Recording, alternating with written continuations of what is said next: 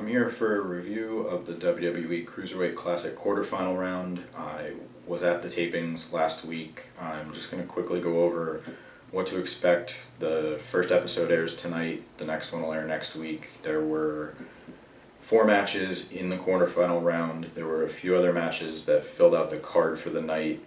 NXT's Hideo Itami and Oni Lorcan were in action, and then some of the other Cruiserweight Classic competitors that are now eliminated were in various matches, including Tony Nese, Drew Gulak, Kenneth Johnson, Lince Dorado, Cedric Alexander, the Bollywood Boys, Sean Maluda, and Arya Daivari rounded out.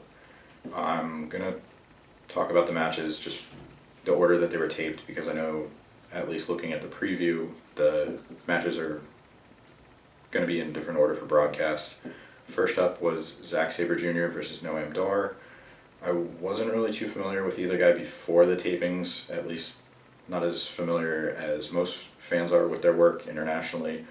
I definitely think this is a match to pay attention to. People might be more impressed with both of them after this. It was a lot of reversals, a little bit more ground-based than we've seen so far.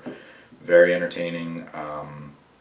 The next match was Gran Metalik against Akira Tozawa. That was a little bit more of a high-flyer match. Very back and forth, some near falls, fun to watch. I've been a fan of both guys since I started watching the tournament, and I think their styles matched really well.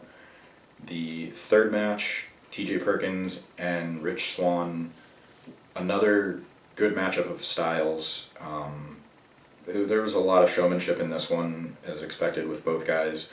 The interesting part of the match was Perkins got a lot of boos, definitely in favor of Swann.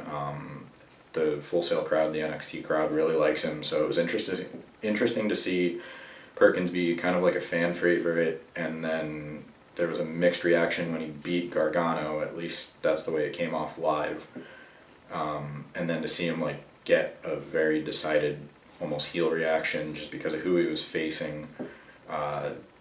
That match was really entertaining. There was a lot of strategy, psychology involved, so that's going to be fun to watch. And then the final match was Kota Ibushi against Brian Kendrick. This one was actually set up really well because this is probably the only match besides the Gargano Ciampa match in the first round that had a real story to it as far as the way that they worked the match. We didn't really see too much of it live, so I'm hoping that they add a lot of pre-tape and some videos to kind of set it up. The way they started off the match was really cool. There was a screw-up where they actually had to restart the match, so that'll be interesting to see if they edit it out or if they leave it in. I'm not sure what they'll do with that. It really came across pretty well, all things considered. Credit to WWE to go on the fly and fix it like they did. It didn't ruin the show at all. This one was hard-hitting again. A lot of cool moves, near falls, reversals. I actually got to see a Burning Hammer performed in person, which goes to show, a lot of the moves that WWE is allowing to be featured in these matches and maybe across the board as far as programming. I gotta say the taping overall was really fun. There's not really one match like the Ibushi-Alexander match from the last round that's probably going to get as much attention on TV and social media as it did, but that's not to take away from any of the other matches that are included in this round.